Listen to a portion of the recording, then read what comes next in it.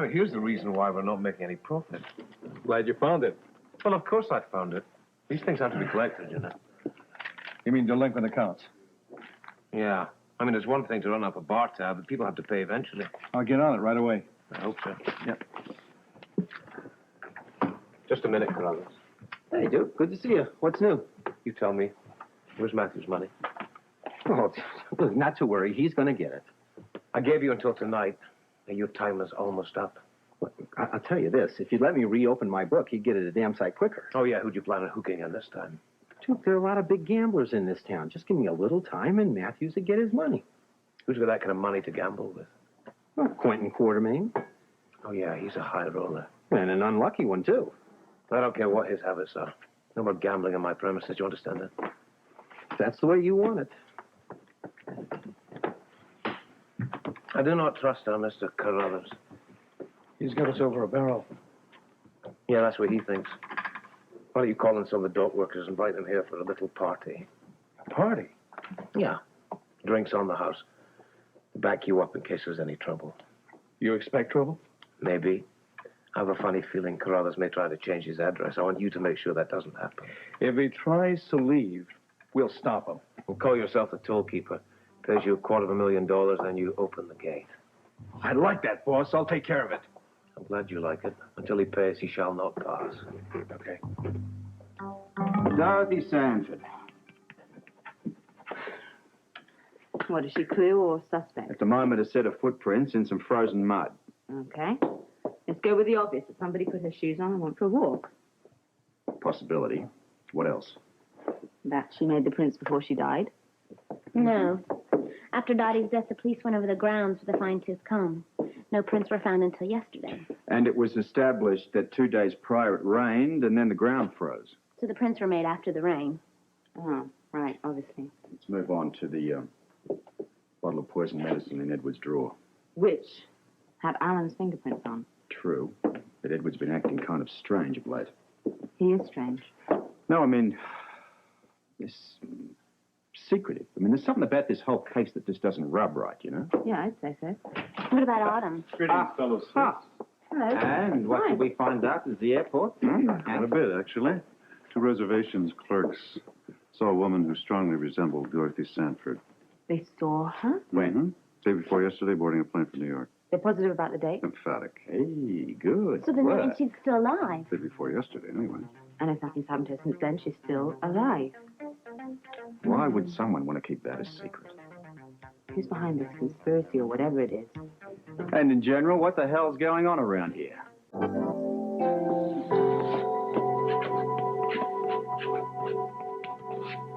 There. Just a minute. The evidence that she's alive isn't really conclusive. What do you mean? Well, we just have the word of two clerks that it's the same woman. That's why I put a question mark after the word alive. Well, they identified her according to her description. I mean, that's not really hard evidence. What do you mean by hard evidence? Well, blood type, fingerprints, things like that. She's becoming a real detective, isn't she? I don't know why you're so surprised. She's the makings of a great sleuth. And what makes a good detective? Using your head and being observant. Right. And seeing clues that others miss because they're not trained to see them. People look, but they never see. They listen, but they never hear. All right, let's just suppose that Dorothy Sanford is still alive. Where's she been all this time? Hiding somewhere nearby. Maybe the Quartermain boathouse. Or a remote closet somewhere in the mansion. No, the servants would have found her there. Yeah, that's true. Or someplace else on the grounds. No. The police went over that place thoroughly. You know something? The family's been mentioning that food is missing. Stuff that Dorothy liked. Maybe somebody's hiding her. Yeah, but who? And where? All right, okay. Let's suppose for 1 second she's still alive. She comes out of hiding, does over Herbert, slips back into her hiding place again, and then no one's ever the wiser. With everyone thinking she's dead. Best alibi in the world is a graveyard. In that case, maybe she's the one behind Herbert's speedy cremation. Yeah, but what does she think we're going to find? Ah, that reminds me. Little job here for you, darling. Oh, they come with Herbert's ashes. Yeah, I want you to take him over to your buddy Walt at the hospital and get him to do a forensic job on analyzing them. No, I did that once. I don't want to do that again. Come on, sweetheart. You're the only one that can do it. We don't know what he wants in return. Oh, come on, you can handle him. He keeps coming on to me. Is there some other way we can get this information? No, it's important. I mean, we've got to have it. What can anyone possibly learn from this envelope? That's just what I'm talking about. To us, it's just full of ashes, but to some trained forensic scientist, it's a veritable mine of clues. They might be able to find out the approximate age of the deceased. Maybe the sex. I don't know whether they can do that. More importantly, it could give us a clue as to what killed the guy. And it could validate your theory. And what theory is that? That whoever appears to be dead may not be dead at all. Listen, come on, kiddo. Just do your best, whatever you can. Come back with some nice hard evidence. If you can't get any hard evidence, any kind of evidence you can possibly find. These days, we're not too fussy. Off you go.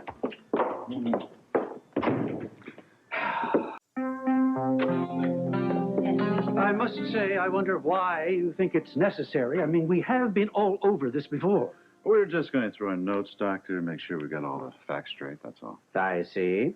Never hurts to be too careful, hmm? No, not in your profession or ours. All right. What can I do for you? Well, since Mr. Quartermain's demise, I was wondering whether you changed your diagnosis in any way. No. As I wrote on the death certificate. Herbert died from complications from a malignant brain tumor. Could he have been poisoned? It's possible. Really? No, just as it's possible that a man shot in the head could also have a case of malaria. We're only interested in what actually killed Mr. Quartermain, Doctor. Herbert had a brain tumor. It was a time bomb ticking away inside his head, and it went off. And of course he was aware of this condition. Certainly he did. I mean, that's why he came back here to Port Charles, to be among his family at the end. Which finally came. Tell me, Doctor, in your professional opinion, is there any reason why they had such a fast cremation? No, not really, except that it was Herbert's last wish to be cremated expeditiously, so we... Oh, yeah. I'm fine. Yeah, just, gosh, just a bit dizzy. Okay. All right. Oh, I'm sorry. Okay. I wonder whether you could go over the circumstances surrounding Dorothy Sanford's death one more time. Dorothy? Yes. Is that necessary? I mean, we have already been through that. Doctor, if you would be so kind. When I found the body, she had obviously been stabbed. I see. And you're certain she was dead? I checked the pulse and the eye reflexes, all the usual things. Did you see who attacked you while you were guarding the body? As I said before, my back was to whoever attacked me. So I... What? Put her on the bed, Doctor. Can you help me here? I have a bad back. Oh, certainly, sir. Certainly. Easy with her. Easy. That's it. Very gentle. Got her? Yes. That's it. Okay. Gently. Oh, thanks. All right. You fainted. Do you have a headache?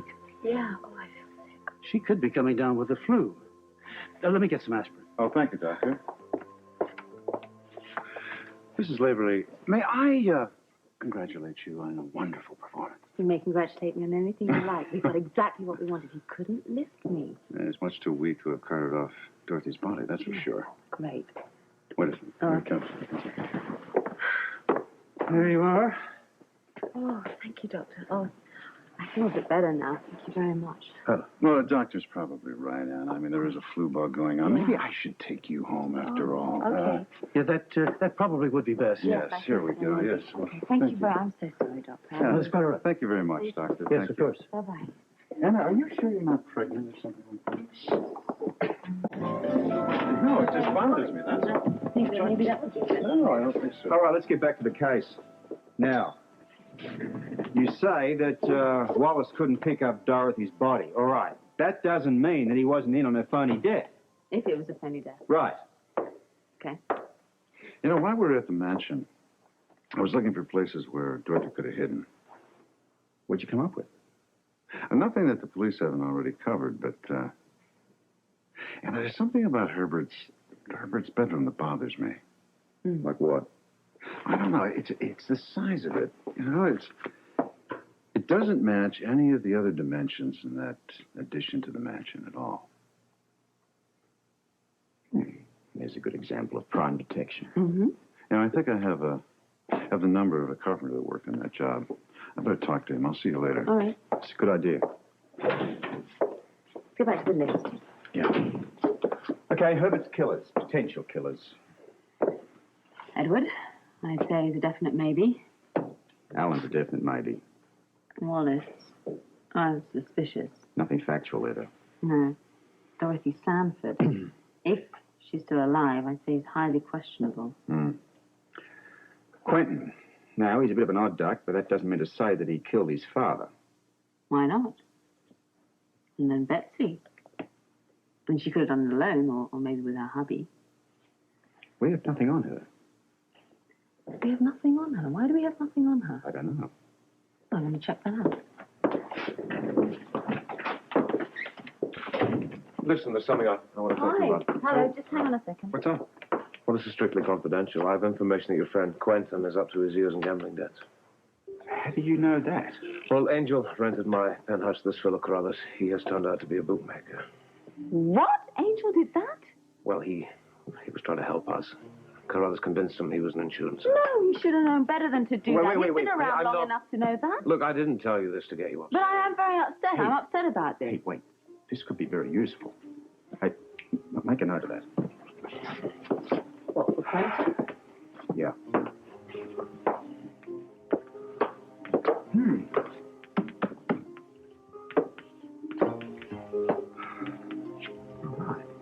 Gambling debts.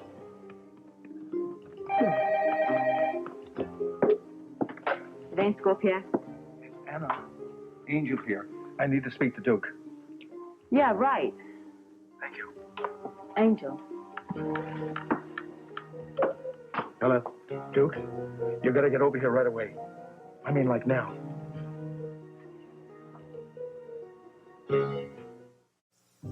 You're making a big mistake. We'll take our chances. I'm warning you, I'm walking out of here.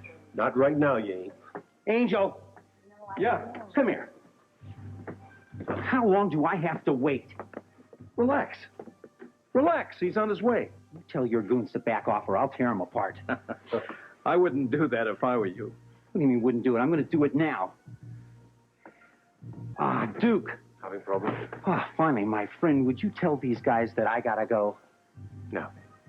Duke, I gave you my word. The messenger's on his way now with Andy's money. But I can't hang around. I got a plane to catch. Is that right?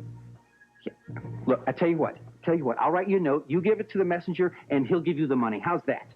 The messenger's on his way. He'll be here any minute. Well, in that case, you don't mind waiting until he gets here, do you? Okay, I'll take a later plane. Give me a bourbon. Neat. Thanks, guys. You did a good job. Anytime. I owe you. See you later. Anytime. Very good. Thanks a lot. You did well. I think so. I'll let you tell me. So, you know Melancholy Baby? That's real funny. What do you mean? You're joking, right? Joking?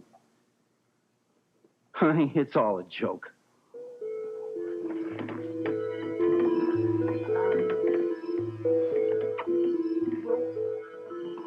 You know how it is, Sean. Being a carpenter is no different than any other line of work. I mean, the main thing is keep the customer satisfied, right? I mean, he's the one that pays the bills. I know what you mean. The last thing you need is an irate customer. You got that right. Now, speaking of that, Judson, you were one of the carpenters that worked on the Herbert Quartermain remodeling job, weren't you? Uh-huh. And not meaning any disrespect to the dead, but the guy was a nut. How so? Well, he kept, changing the blueprints all the time. And he'd say he wanted one thing. And you'd start on it, and then he'd say he wanted something different. What do you mean by that? I mean, we were having to rip out the framing all the time. I got tired of it. Finally, I complained to the contractor, and they fired me. Well, tell me about that. What kind of changes? I've been too long in the wind, too long in the rain, taking any comfort that I can. Oh, you know I can. Looking back and longing for freedom of my chains, lying in your loving arms. again. Lying in your loving arms again.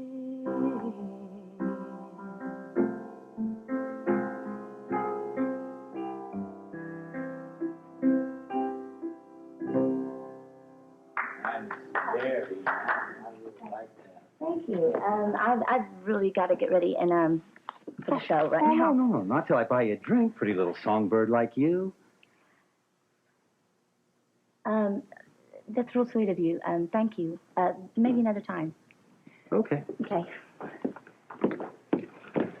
Can I help you guys? Mr. Carruthers. Where's the money, Carruthers? Oh, there you are. It's about time. Where have you been? You said we'd get here, didn't we? Are these your messengers? Yes, Duke. They're bringing my message. Now, where's the money? Well, I'm sorry about that, Duke. There is no money. There will be no money. Nobody holds me against my will. I'm warning you, Carruthers. I'm not backing down. You don't leave it like at the money. Well, Not of the don't do way. anything foolish. I don't feel the least bit foolish. I'm being dead serious. I just forgot my music. Yeah, Just keep the gun on the girl. That way, one wrong move out of you, Lavery, and the songbird gets it. So long, guys. Dude, we gotta call the cops. What's the use? They'll stop him. I promised Andy. Now, what the hell am I going to do?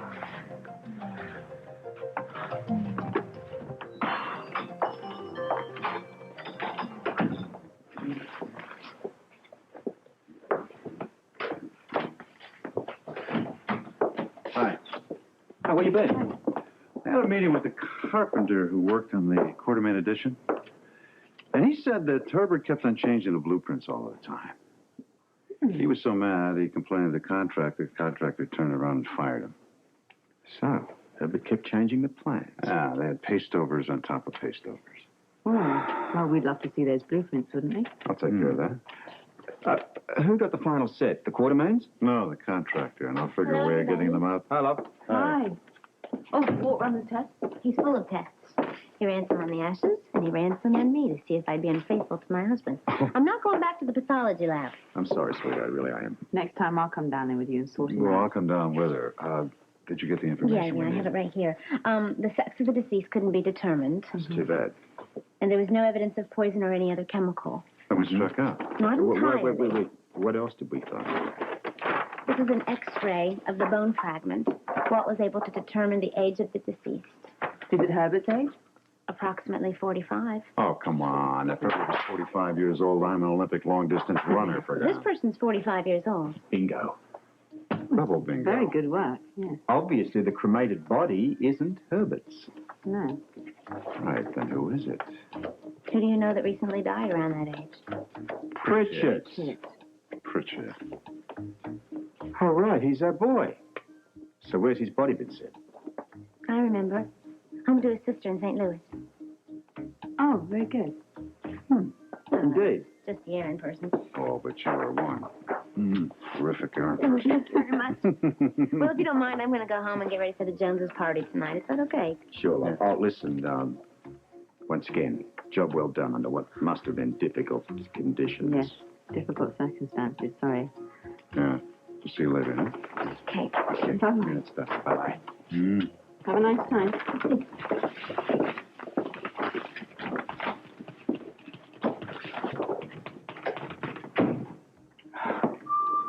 Ozzy speaks.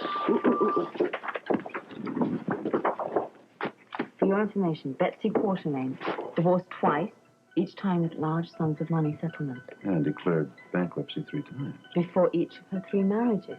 Right. Sounds like a prime motivation to me. She's a gold digger. Yeah. After the old long green stuff. Yep. All right. What we need now is a phone number. Pritchard's sister. Do we? Ah. One phone number coming right up.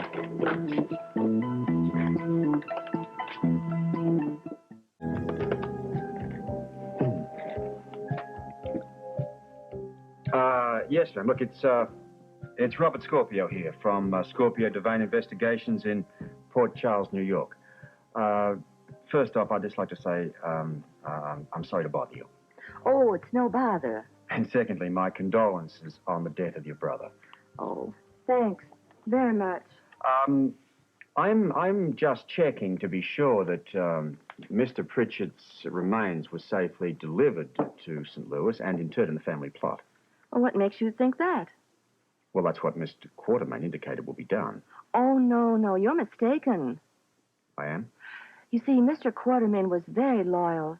He took care of my brother's remains. Mr. Quartermain said he wanted them close by always. I understand. So, you see, my brother's remains are still in Port Charles. Is that right? Yes. You know, I admire Mr. Quartermain's loyalty. Don't you? Oh, certainly. And thank you very much, ma'am. Very much indeed. Oh, you're welcome. Bye. Goodbye. What did she say? Where's Pritchard's body?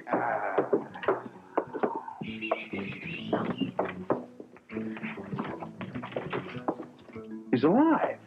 Herbert Quartermain's alive. Well, we can't be positive about that. Well, let's get positive about it. All right, first thing, I've got to have those plans of the remodeled mansion. All right, you got him.